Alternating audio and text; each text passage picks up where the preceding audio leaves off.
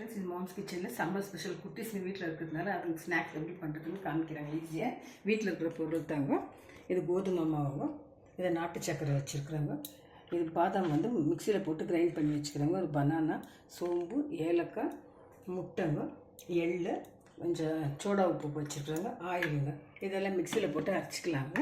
வச்சுக்கிறோங்க. இப்போ வெல்லம், நாட்டு சக்கரை போட்டுமா ஒரு கப்புங்க, சோம்புங்க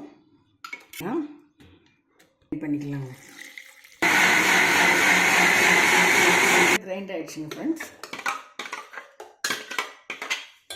இதில் எள் 2 ஸ்பூன் போட்டுக்கலாங்க. பாதாம் மிக்சருங்க மிக்ஸ் பண்ணி செய்ய வேணாம் போட்டுக்கலாங்க. எள்ளெல்லாம் கொஞ்சம் போடலாங்க. கொஞ்சம் எள்ளு வைக்கலாம். எள்ளு போட்டால் பசங்களுக்கெல்லாம் ரொம்ப நல்லது, கால்சியம் இருக்கிறதுனால எள்ளு சேர்த்துக்கோங்க. நெய் போட்டுக்கலாங்க. நெய் போட்டு இப்போ பனானா பேன் கேக் ரெடி ஆகிடுச்சுங்க.